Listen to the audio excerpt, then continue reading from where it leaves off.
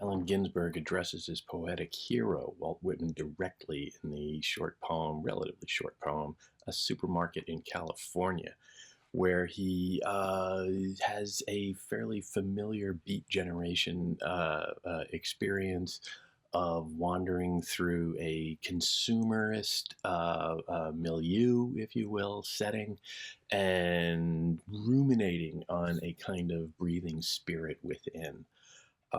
It's a curious little free-form poem, very much like Howl, but with a little bit more tightness to it. Howl is, of course, huge and expansive.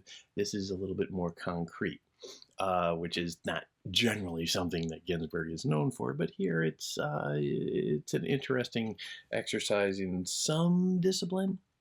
What thoughts I have of you tonight, Walt Whitman, for I walk down the streets, under the trees, with a headache, self-conscious looking at the full moon. In my hungry fatigue and shopping for images, I went into the neon fruit supermarket, dreaming of your enumerations. What peaches and what penumbras, whole families shopping at night, aisles full of husbands, wives in the avocados, babies in the tomatoes, and you, Garcia Lorca. What were you doing down by the watermelons? I saw you, Walt Whitman, childless, lonely old grubber, poking among the meats in the refrigerator and eyeing the grocery boys. I heard you asking questions of each. Who killed the pork chops? What price bananas? Are you my angel? I wandered in and out of the brilliant stacks of cans following you, and followed in my imagination by the store detective. We strode down the open corridors together in our solitary fancy, tasting artichokes, possessing every frozen delicacy and never passing the cashier. Where are we going, Walt Whitman? The doors close in an hour. Which way does your beard point tonight? I touch your book and dream of our odyssey in the supermarket and feel absurd. Will we walk all night through solitary streets?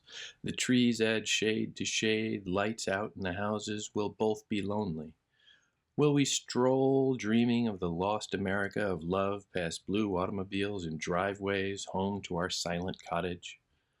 Ah, dear father, graybeard, lonely old courage teacher, what America did you have when Karen quit poling his ferry and you got out on the smoking bank and stood watching the boat disappear on the black waters of Lethe?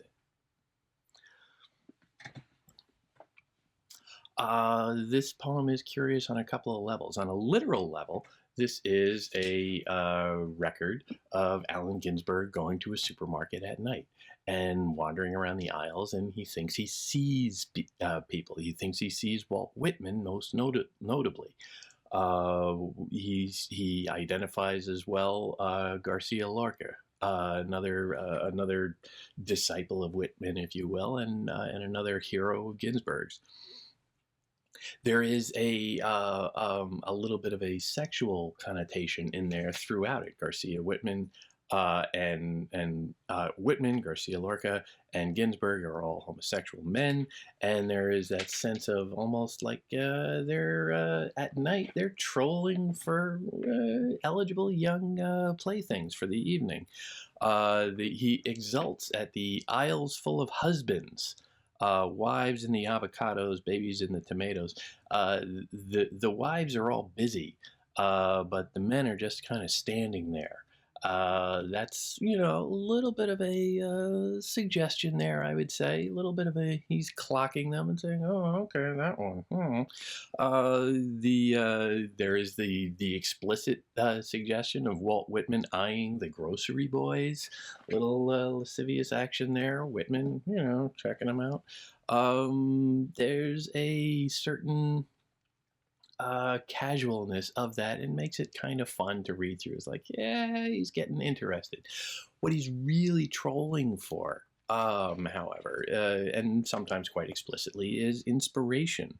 In my hungry fatigue and shopping for images, he is trying to write, and he's finding he's basically got writer's block, perhaps, and so he goes into a bright supermarket filled with products, filled with food, sure, but it's all kind of in its abundance. It's a little overwhelming. He clocks as dreaming of your enumerations, just like Whitman loves his lists. He starts off, what peaches and what penumbras, shopping at night. He's clocking everything that he sees: the avocados, the tomatoes, the babies and wives, the watermelons. Just taking note of all of these things, all of this abundance. But with that, it's not just those natural foods, that nice fresh produce, but he also, of course, mentions the canned foods and the more processed and commodified stale things that he finds in the supermarket. And he's just sifting through this all, trying to find inspiration, trying to find some whisper of beauty, perhaps. And he seems to be a little obsessed with the idea that, well, Whitman would find it. Whitman would look at all of this and he would come up with something. But there is this, of course, this anxiety of influence, perhaps. How does Ginsberg live up to Whitman's example? So he keeps coming back to him. He starts off with them, and each new stanza begins with the figure of Whitman looming large. Where are we going, Walt Whitman? The doors close in an hour. He's just following Whitman along and saying, it's getting late. You haven't given me anything yet. What are we going to have? What are we going to find? What are you going to teach me? Which way does your beard point tonight? This figure of inspiration, this kind of divine figure. I touch your book and dream of our odyssey in the supermarket and feel absurd. He's insecure in the shadow of Whitman. Touch your book, leaves of grass. How can I live up to what he has done, to what Whitman has done? Will we walk all night through solitary streets? Such a lonely image.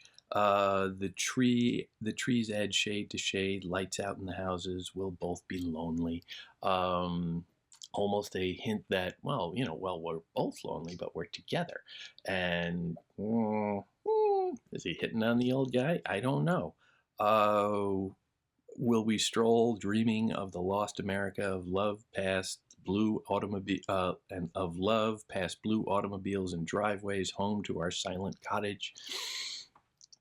Automobiles again, a figure of the manufactured and commodities and commercial culture of America, but also significantly just think about how important the automobile was in the post-war culture, specifically to the Beat generation on the road, most notoriously, of movement and westward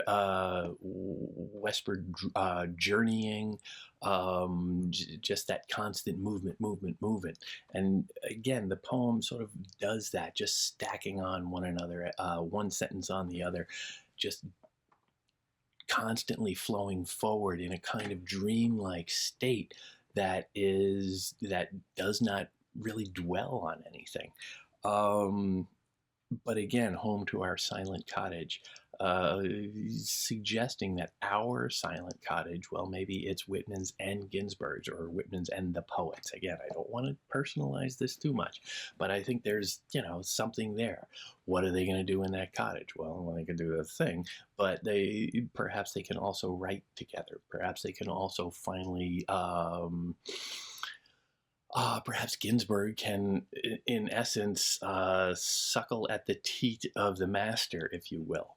Dear father, graybeard, lonely old courage teacher, what America did you have when Karen quit poling his ferry and you got out on a smoking bank and stood watching the boat disappear on the black waters of Lethe? Now, obviously, that's a classical reference. I'm not exactly sure where he's going with this. Perhaps this is referencing, what America did you find after you died, Walt Whitman? After you died, crossing Lethe is the way to the land of the dead. And what did you really do? Whitman? Did your America really change that much? Was the America you left behind more significant because of your work? Or did you just look out there and see, what did it all come to? What does it all mean? I'm dead now and it doesn't seem to matter. Or maybe it is a statement of some accomplishment saying, okay, yeah, Whitman, when you died, you got to go to the underworld and look back over your shoulder and say, well, okay, I left my mark. And here, that's exactly what the poet seems to be struggling with: the idea of leaving a mark, the idea of leaving an impression, of doing something significant and worthwhile, which is what he's been trying to do throughout from the very beginning, seeking inspiration. The desperation to make a mark, to declare yourself, to be part of the great American tapestry that Whitman so enormously sketched out. Ginsberg is now trying to emulate that and trying to fill that in a little bit and include himself in it. Obviously, there's all sorts of issues of representation there, where he is a little bit more explicit about his homosexuality than Whitman was, even in the Calamus poems. But he is trying to move that forward just a little bit and saying, okay, I can write a poem about trolling for lovers in the supermarket, and it's a little bit more accepted now than it was when you were doing it 7,500 years ago. And the example, however, seems to be overpowering him, because there is, for all of its little playful sexual innuendo here and there, it's his relationship to Whitman is more of the son to the father. He is looking to Whitman for inspiration, not so much just a good time, under the sheets. The mission of the poem, like the mission of the Beat generation in general, seems to be one of ambition to find in the ordinary something beautiful. And, well, what is more ordinary, quite frankly, than a supermarket? Than, all of that stuff just stacked up, one after the other, cans and cans and cans of stuff, all for a price, all part of the capitalist system, the mass production system, the commodification of what is natural, all of that. And he is seeking within that, Ginsberg is seeking within that, a kind of spiritual vibrancy, a kind of meaning, a signification that